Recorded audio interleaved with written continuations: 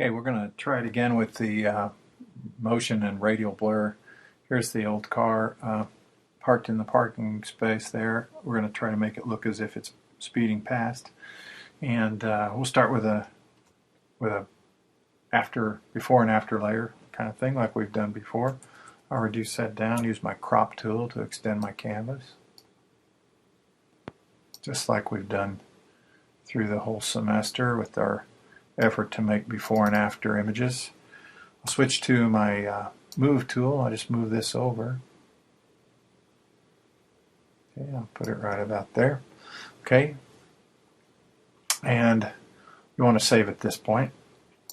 I want to zoom in.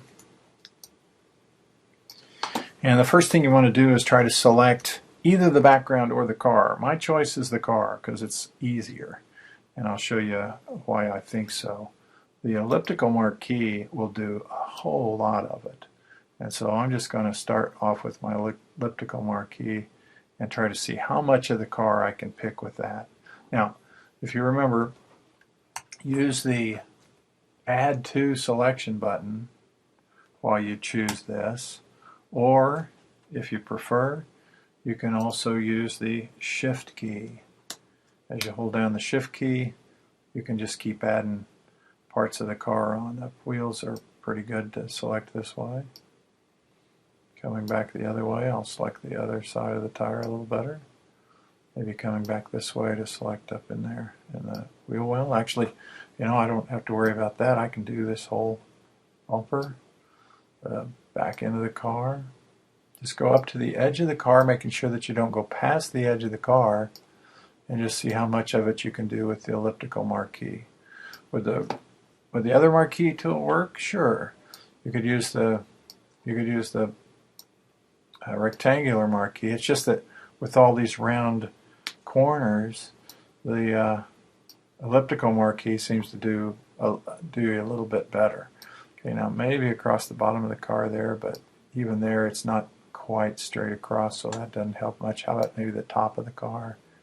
Yeah, the corners are going to poke through before we really get to it. So I'm going to stick with the elliptical marquee and with the Shift key down to make sure I select everything the way I want and add to my selection as I go.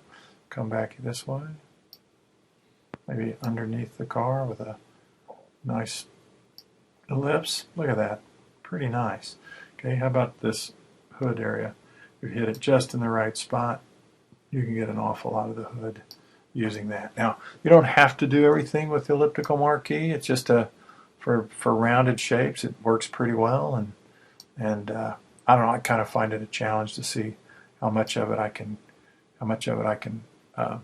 select using a tool that maybe wouldn't be the first choice of a lot of people. Okay, zoom in really close and I'll show you some of the other tools. Now we do have the lasso tools. The original lasso tool, I'll set it back to its default. It kind of worked just like this. You just, again with the Shift key down so you can add to, you just follow along the shape and then loop back around and you can add new shape. Remember that Add to allows you to add to the existing shape. The shortcoming of it is really in the handshake.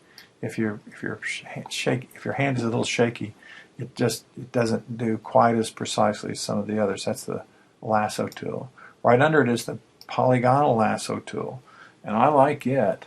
I've got the Add to selection already selected here, and it's a click, click, click kind of a thing.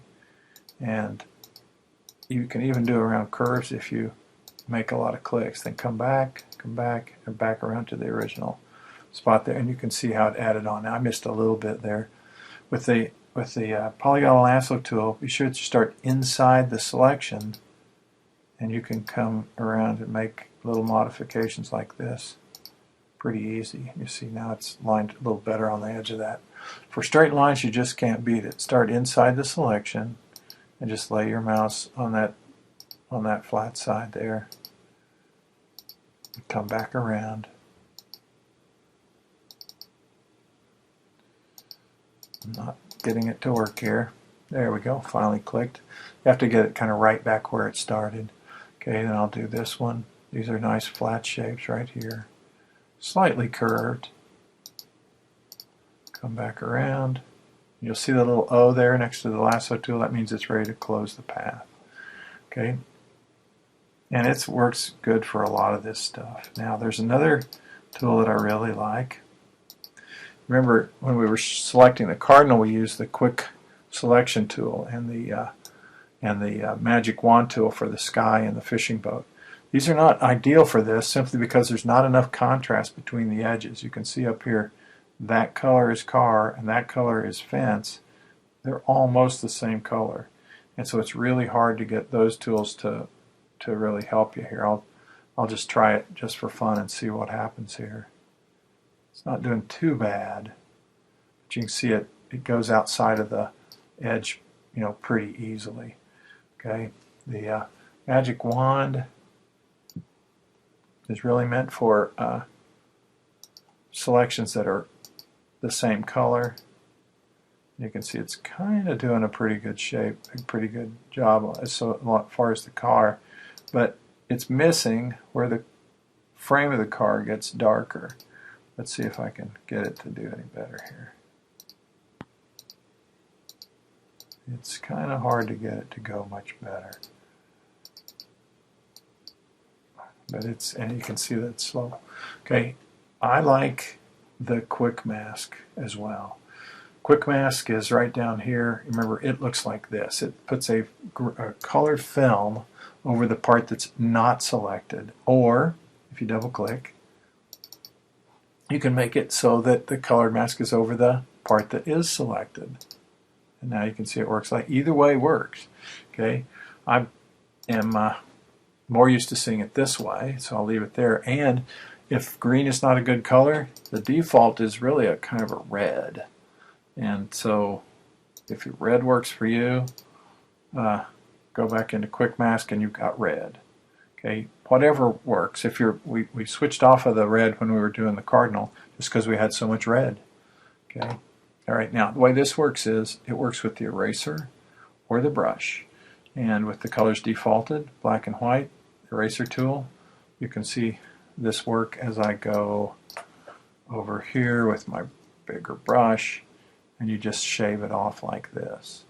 Now it works great for shapes with curves because so long as you use a round brush, and you can use other brushes, but I don't know why you'd want to.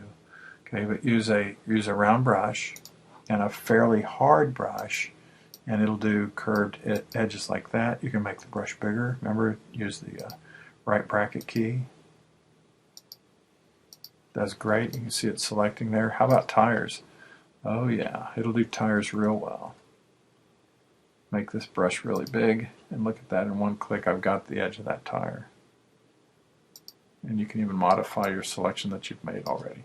It also does straight lines amazingly well. Remember, with brush tools you can do it. You can work it like this. Let me just shave off a little of this. But along the bottom of the car, click, shift, click, and it did all of that in that same click. Okay. Nice. So straight lines are pretty good. Round shapes are perfect for this tire. You got to see a little bit more of the tire underneath here. Just making my brush, trying to get my brush the right size.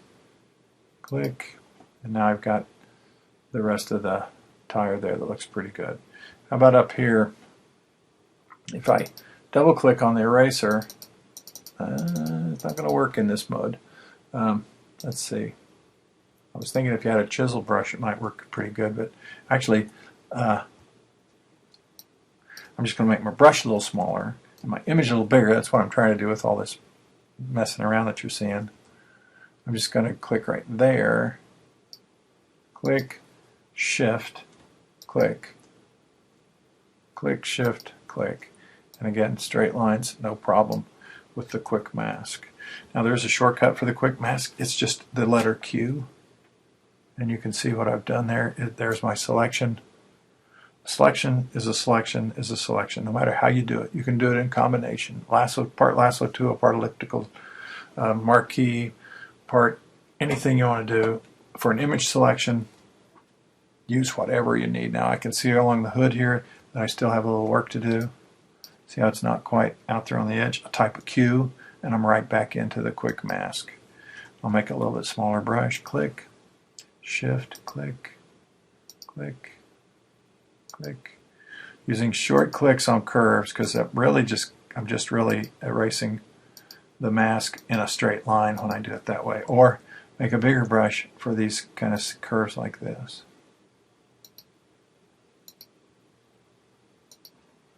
Hope you can see that out here on the bumper. That's what I was working on. Matching the shape of the circle to these little curves out here. Okay. Altogether, you can make a pretty good looking selection here. And I'm going to get that black window frame with this same method. Click, shift, click, click, holding the shift key down. You can even do the antenna here if you want to with a really tiny brush. Click, shift, holding the shift key down, down, clicking, and you can do straight lines just like that. Type a Q, you can see that even the antenna now is part of my selection. Okay, now I've got my selection. What I want to do is blur the background, so I need to select the background. The way to do that is to use the inverse of this selection. So I'm going to select from up here, select inverse. There's your shortcut, Shift Command I. Let's see if that works. Shift Command I. Yep, it works. You can see now it's selected out here. Okay, don't worry about this other image. It's not selected. It's on a separate layer. Go to Filter, Blur, and Motion Blur. And you'll get this little window that pops up. You can click and drag this around. You can see the amount of blur there on the layer. Pretty neat. Okay, and if you think you need more, you can change the distance. You can overdo it, I think. You know, that maybe looks a little bit too blurred. Cars are really moving fast. Okay, you can change the angle. You can make the angle wrong pretty easy. What you want to do is make the angle about the same as the car, or maybe that stripe behind the car. So probably about -4, -7, something like that. Okay. When you click OK, you'll see your result. Deselect. That's the effect we're looking for, kind of a panning shot where we followed a moving car and causes the background to blur. Now, a couple of things that are wrong with this image. The wheels aren't moving, right? The wheels aren't moving. The edge of the frame softened up on us because it was on a bigger canvas. We can fix that pretty easy with our rectangular marquee. Just shave that part off. You'll never know it was there. Using my default setting for the marquee, rectangular marquee. Notice I work from the outside in. Just seems to like it works better. Okay, I'll deselect that. Make sure you deselect that last deselection there. One of my students forgot to do that and had a lot of trouble on this next part. Okay, to make the wheels blur, use the elliptical marquee. And again, you can draw a box from the opposite side and you can kind of hit it pretty well. Okay, I'm going to show you another way. Put it right in the middle of the hub, click and drag, and then hold the Option key down. It's just like we do in Illustrator. I've got my middle finger on the Option key. I want to press the space bar with my forefinger, and you can relocate, then let up with the space bar, and you can move this. The space bar lets you do this part, and the Option key is letting it grow out from the middle. So as soon as you let up with the space bar, you can continue to grow it. Press the space bar down to move it to a new location. That noise you hear is I'm getting a phone call.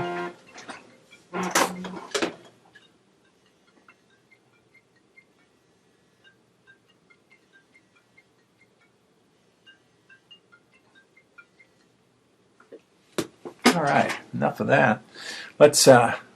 I'm going to give this a spin. I'm going to go to Filter, Blur, and this time to Radial Blur. And you remember the reason they call it radial is because it's a radial tire. No, that's not the reason. Okay, I'm going to turn this up just a little bit. It's spinning it around a radius.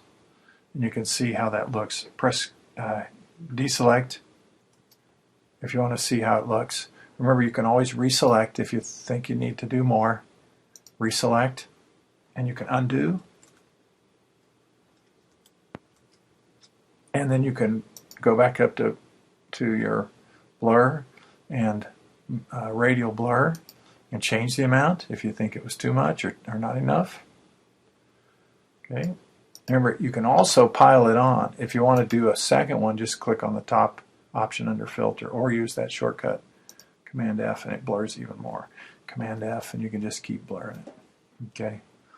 All right. Now, the selection there is not going to be the same selection as we need back here, and you can't do both of them at the same time.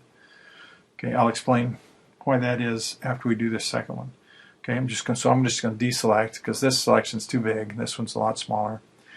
To do this one, again, you can try the option and grow it out. This one's a little harder to do because it's a lot more kind of an elliptical shape. So I'm going to just try to get it as good as I can here. And then I'm probably going to use the add to get the rest of the selection. If you'll start from the opposite side of the wheel, in other words, for this side, start over here and click and drag. And you can usually get a pretty good selection on this. If you want to do more up here, start on this side. And by the time you get to the opposite side, it's a very round shape. Okay, I usually go just a little bit bigger than the tire, and I want to make sure I catch this tread right in here. Now, if I'm happy with this one, you can go to Filter and choose the top choice there, and you'll get a very similar effect. If you want to add more, Command F, and it'll just keep blurring. Okay, so deselect, and you can kind of see how that looks. It's a little edgy, but we can fix that too. So now we've got the spinning tires, we've got the blurred background.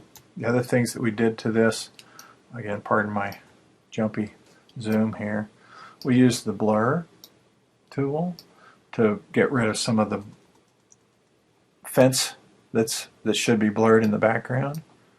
You can just run that over any place where it looks kind of green back in there. It should probably be blurred. Okay, if you got a stylus you're working with here, it might really help. This would be great for anything where you're just kind of drawing with a brush or a pencil. It works really well. Okay, we also went around the edge of the car a little bit with the blur just to smooth it up and make it look not quite so pixely along the edge. The problem is that the blur does a pretty good job, but it also kind of leaves an edge that looks a little bit unnatural in certain spots, not all the way around. The black doesn't matter. The front of it maybe a little. Just blur that off, just kind of soften up that edge there. Now we also use the smudge tool a little bit for highlights and stuff. Smudge kind of gives a little effect of like a streak. I got to turn it down; it's a little too strong. But a little bit of a streak on maybe on that orange, maybe a little bit of a streak on this. That's a little bit too much. I'll make a smaller brush here. Okay, maybe a little bit on the reflections here and here. Maybe even a little bit on the red back here. I have noticed a lot of times with panning shots, the strong colors and the contrasty stuff like that will often have a kind of a smudge. I'm going to smudge the shadow that's falling on the car. Kind of try to do it in horizontal streaks across this way. Maybe go the other way too. I just have a feeling that shadow would be streaked. So it's going to be a stop motion. The sign here, the reflection of the sign in the paint is probably smudged. I bet this would look smudged in a real panning shot kind of situation. Okay, so maybe even that little highlight on the mirror there, maybe streak that a little bit. Okay, all right, maybe even here. Okay, wherever it's got strong contrast, the chances are it might look a little blurred. Okay, the Blur tool might be handy. I'm going to go back to the blur tool here where that tire kind of touches the road. Looks a little funny. I noticed one back here looks a little funny too. Just doesn't look very natural. Okay, and that's what we did to make the car look like it's moving. I'm going to stop with that.